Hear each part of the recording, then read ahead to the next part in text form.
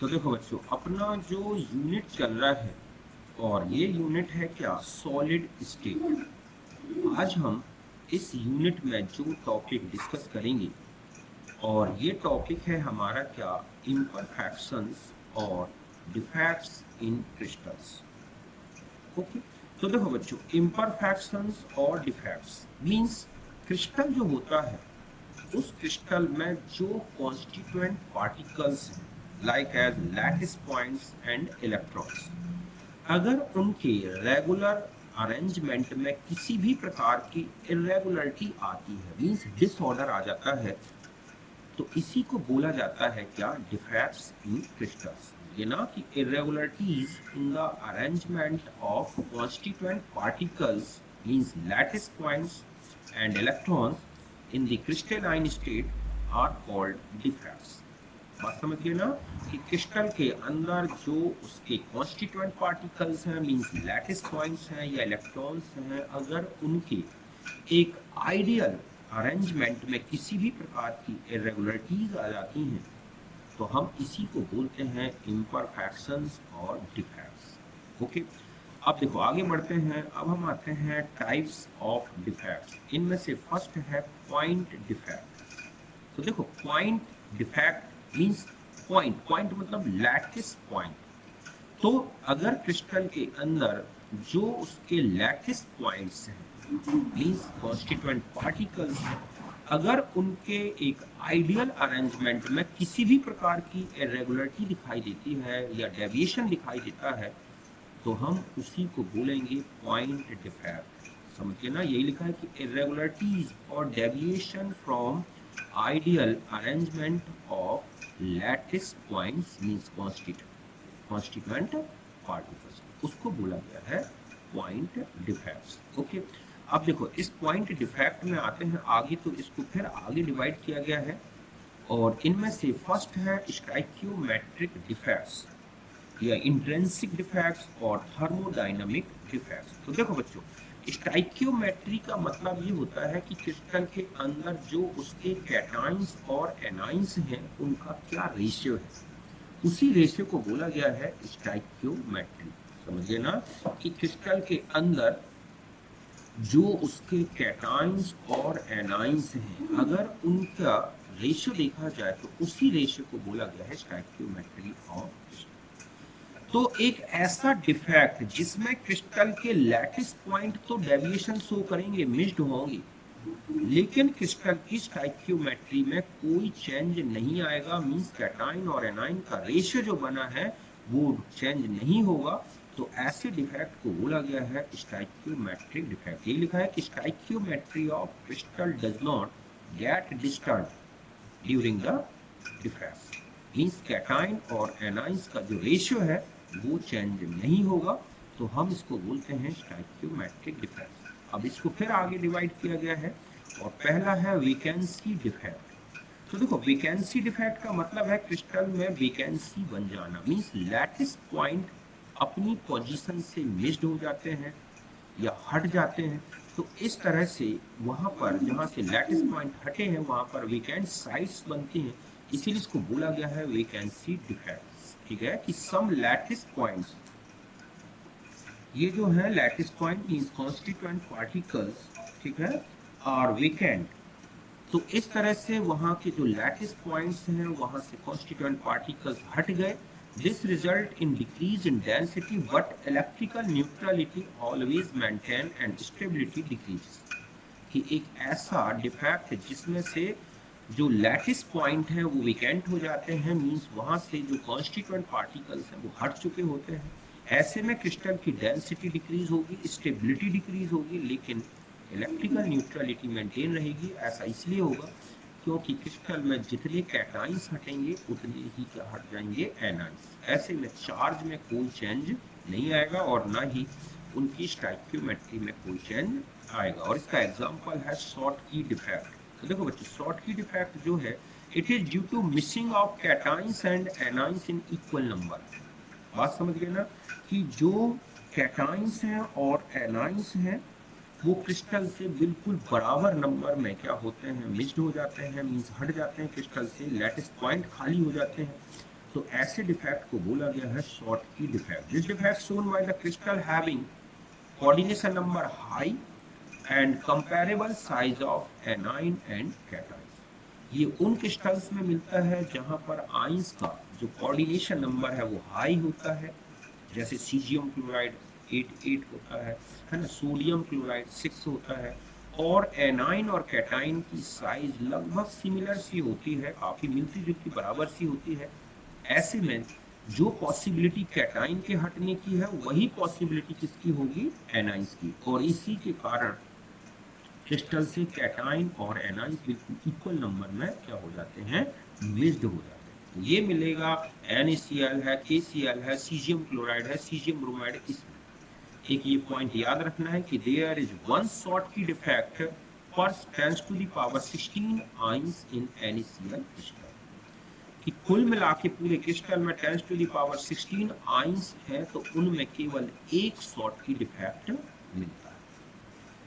एक क्वेश्चन है इसी से रिलेटेड कि इन NaCl how many Schottky pair, ठीक है, इन पर centimetre cube at room temperature.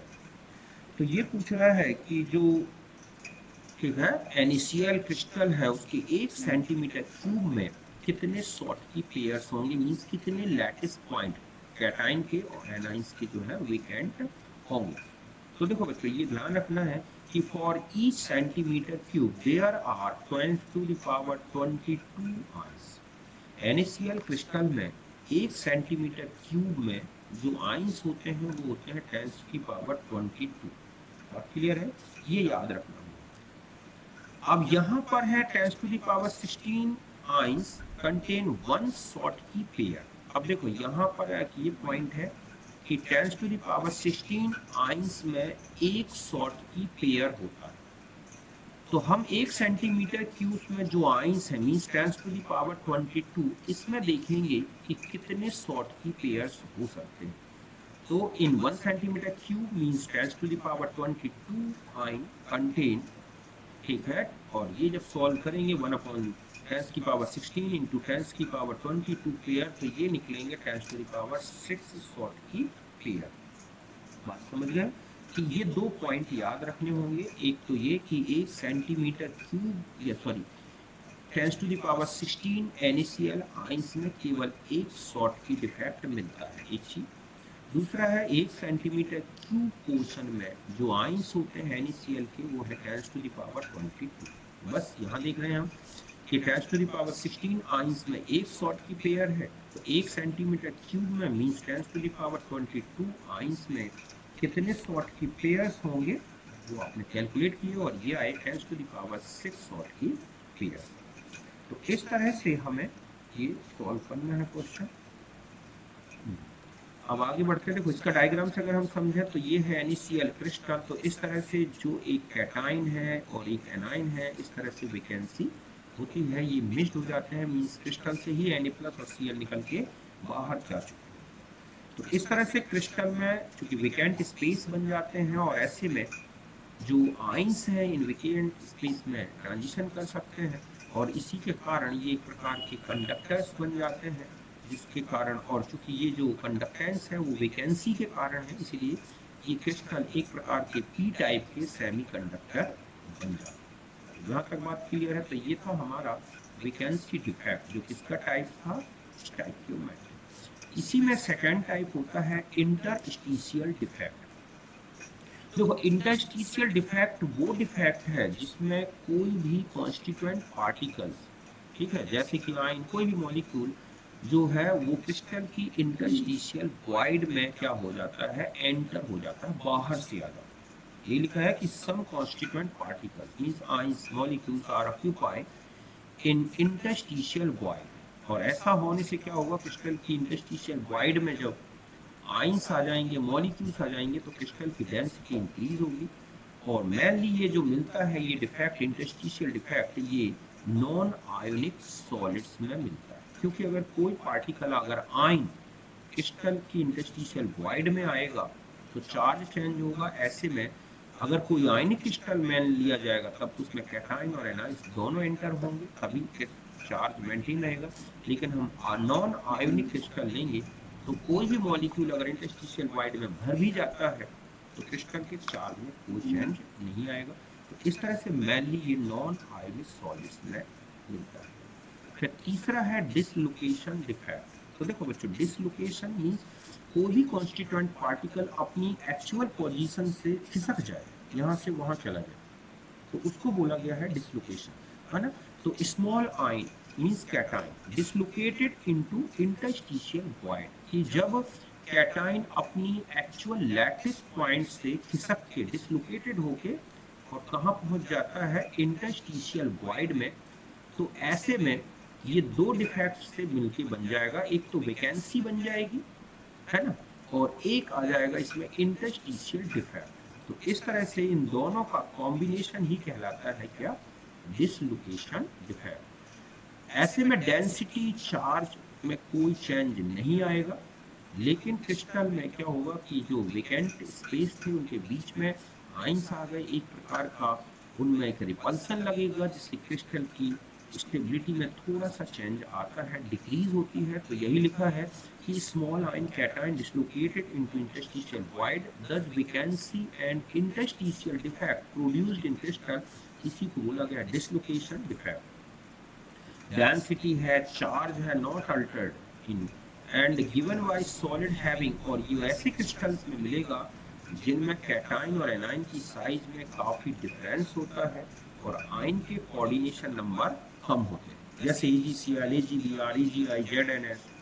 तो छोटा कैटाइन और बड़ा एनाइन होता है, ऐसे में कैटाइन अपनी लैटिस पॉइंट को छोड़ के इंटरस्टिशियल वॉइड में फिट हो जाता है। ओके, अब इसमें ZnS है, AgCl, AgBr, AgI, AgBr short की डिफेक्ट में भी आता है, ध्यान रखें, है ना, यहाँ पर मैं लिखे दे रहा हूँ, और ये उसमें भी है ट्रिंकल डिफेक्ट। AgBr एक ऐसा है जिसमें कैटाइंस और एनाइंस काफी सिमिलर से हो जाते हैं, इसीलिए ये डिफेक्ट दोनों में AgBr शो ट्रिंकल एंड शॉर्ट की डिफेक्ट बोथ। तो इस तरह से ये पॉइंट याद रखना। ओके, तो ये तो थे कौन से डिफेक्ट, स्टाइक्योमेट्रिक, जिसमें क्रिस्टल की स्टाइक्योमेट्री में चेंज नहीं आया।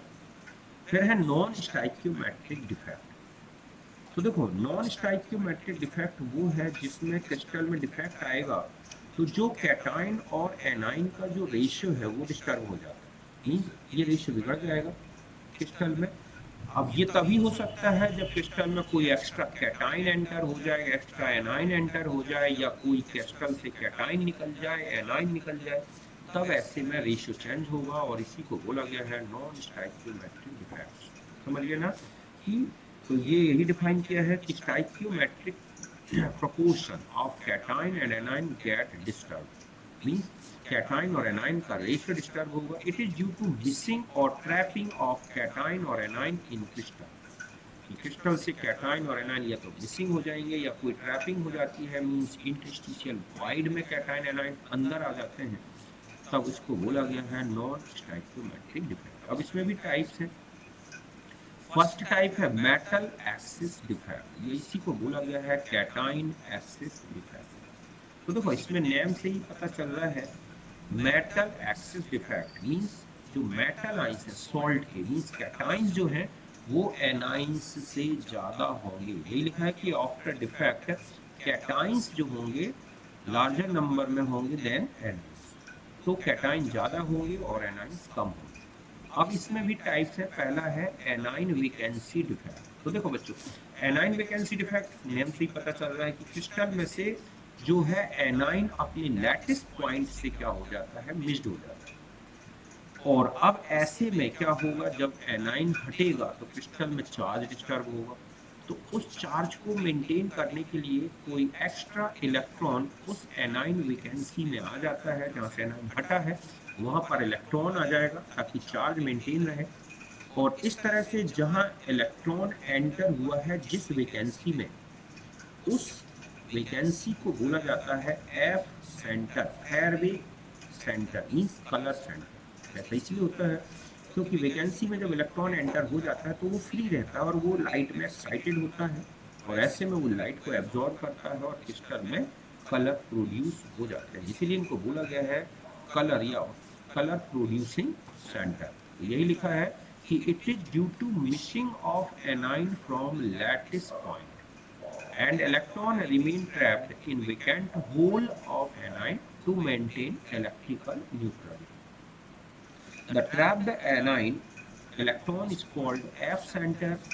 ऐसा इसलिए होता है क्योंकि it impart colour in crystal. और एफ फेरवे मतलब कलर। देखो इस तरह से है, जैसे NaCl क्रिस्टल को Na की वेपर में रखा जाए, ठीक है, तो ऐसे में क्या होगा कि सोडियम वेपर में जब रखा जाएगा तो सोडियम आयोनाइज्ड हो जाता है, Na से Na प्लस बना और इलेक्ट्रॉन, तो ये जो Na प्लस बना वो क्रिस्टल से अंदर से क्लोराइड को तो बाहर खींच लेगा। इस तरह से यहाँ क्या निकला आया, क्लोराइड यहाँ ऐसे अपने लैटिस पॉइंट से बाहर आ गया, और यहाँ पर इस लैटिस पॉइंट को कवर करने के लिए ये जो इलेक्ट्रॉन है उसमें एंटर हो जाता है। मींस चार्ज को मेंटेन करने के लिए सोडियम से निकला हुआ इलेक्ट्रॉन उस एनाइन की वैकेंसी में चला गया, और इस तरह से NaCl में इस इलेक्ट्रॉन की एंटरिंग से क्या आ जाता है, येलो कलर। ठीक इसी तरह से KCl क्रिस्टल को पोटासियम की वेपर में रखा जाए तो उसमें भी यही फेरवे सेंटर बनते हैं, वॉलेट कलर आता है। लिथियम को रखा जाए इस तरह से तो पिंक कलर आता है। तो इस तरह से क्रिस्टल में इलेक्ट्रॉन एंटर हो जाने से क्रिस्टल में कलर प्रोड्यूस हो जाए, इसीलिए इनको बोला गया है फेरवे centre. Crystal act as a n type semiconductor, और क्रिस्टल में चूंकि इलेक्ट्रॉन एंटर हुआ है, इलेक्ट्रॉन के थ्रू कंडक्शन होने लगती है क्रिस्टल में, तो निगेटिव चार्ज हो गया इलेक्ट्रॉन, इसीलिए इसको बोला कि ये एन टाइप के सेमीकंडक्टर बन जाते हैं। डेंसिटी डिक्रीज हो जाती है, स्टेबिलिटी क्या होगी, इस तरह से डेंसिटी और स्टेबिलिटी दोनों जो है डिक्रीज होगी, क्योंकि क्रिस्टल के अंदर किसी प्रकार की वैकेंसी आएगी तो वो क्रिस्टल में ऑर्डर ही डिसऑर्डर मतलब एक प्रकार का स्टेबिलिटी को डिक्रीज करता है। फिर एक और लास्ट बचता है और ये है एक्स्ट्रा कैटाइन इन इंटरस्टिशियल वॉइड। इसी में मतलब जो है कैटाइन एनाइन वैकेंसी डिफेक्ट में ये है, या हम कहें मेटल एक्सिस डिफेक्ट का जो सेकेंड टाइप है वो है कि कोई एक्स्ट्रा कैटाइन इंटरस्टिशियल वॉइड में एंटर हो जाए तो भी क्या होगा, कैटाइन ज्यादा और एनाइन कम हो जाएंगे। यही लिखा है कि some positive ion occupy interstitial void and electron in another void. अब देखो कैटाइन जब एंटर होगा तो उसको मेंटेन करने के लिए उसके चार्ज को एक्स्ट्रा कोई इलेक्ट्रॉन भी उसमें एंटर होगा, तो इसमें भी चूंकि इलेक्ट्रॉन क्रिस्टल के अंदर पहुंच जाते हैं, ऐसे में वो भी क्रिस्टल को कलर्ड बना देते हैं। तो यही लिखा है कि some positive ion occupy interstitial void and electron in another void. Crystal impart colour, density increase होगी, डाइलेक्ट्रिक कांस्टेंट इंक्रीज होगा। जैसे ZnO को हीटेड कर दिया जाए तो एक कलर में मतलब येलो कलर का हो जाता है। ऐसा क्यों होता है, क्योंकि जैसे ही आप ZnO क्रिस्टल को हीट करेंगे तो Zn2 प्लस ऑक्सीजन और 2 इलेक्ट्रॉन्स बनते हैं। यही Zn2 plus ion interstitial void में एंटर हो जाते हैं, काफ़ी छोटे साइज के होते हैं, और जैसे ही एक Zn एंटर होगा उसी के साथ 2 इलेक्ट्रॉन्स भी क्या होंगे, क्रिस्टल के अंदर एंटर हो जाते हैं। और इस तरह से एक जो है एक्स्ट्रा कैटाइन के कारण इंटरस्टिशियल वॉइड में आ जाने के कारण और एनाइन कम और कैटाइन ज़्यादा हो जाते हैं, और ये एक मेटल एक्सिस डिफेक्ट बन जाता है। ओके, एक है मेटल डेफिशिएंसी डिफेक्ट। मींस ये नॉन स्टाइकियोमेट्रिक डिफेक्ट में हम देखते हैं कि एक था मेटल एक्सिस तो दूसरा है मेटल डेफिशिएंसी। मींस एनाइंस ज़्यादा रहेंगे और कैटाइंस कम हो जाएंगे। मतलब एक ऐसा डिफेक्ट नॉन स्टाइकियोमेट्रिक जिसमें क्रिस्टल के कैटाइंस अपनी पोजीशन से हट जाते हैं लेकिन एनाइंस नहीं हटते। ऐसे में एनाइंस ज़्यादा और कैटाइंस कम हो जाते हैं, तब इससे बोला गया है मेटल डेफिशिएंसी डिफेक्ट या कैटाइन वैकेंसी डिफेक्ट। ये मेनली किस में मिलता है, ट्रांजिशन एलिमेंट्स। क्यों मिलता है, क्योंकि ट्रांजिशन एलिमेंट्स अपनी ऑक्सीडेशन स्टेट को चेंज कर लेते हैं। मीन्स वो +2 से +3 या +1 से +2 में चेंज होंगी। तो क्रिस्टल में अगर कैटाइन अपना चार्ज बढ़ाएगा तो इलेक्ट्रिकल न्यूट्रलिटी मेंटेन रखने के लिए हमें क्या करना होगा, कुछ कैटाइंस को क्रिस्टल से बाहर हटाना होगा। और यही लिखा है कि it is common effect in transition elements compounds. ठीक है, क्यों होता है, due to missing of cation from lattice side because cation show variable oxidation state. कि कैटाइंस अपने आप अपनी ऑक्सीडेशन स्टेट को चेंज कर लेते हैं, वेरिएबल ऑक्सीडेशन स्टेट चेंज कर शो करते हैं, और इसके कारण क्रिस्टल में चार्ज मेंटेन नहीं रह पाता, जिसके कारण ही इस तरह का डिफेक्ट आता है। जैसे FeO क्रिस्टल, Fe2+ और O2- है ना, पूरे क्रिस्टल में ये अरेंजमेंट है। अब Fe अगर मान लो 2+ से 3+ में चेंज हो जाए, तो दो जब Fe2+, 3+ में चेंज होते हैं तो दो पॉजिटिव चार्ज बढ़ जाएगा क्रिस्टल का, क्योंकि एनाइन तो बढ़ा नहीं सकता अपना चार्ज।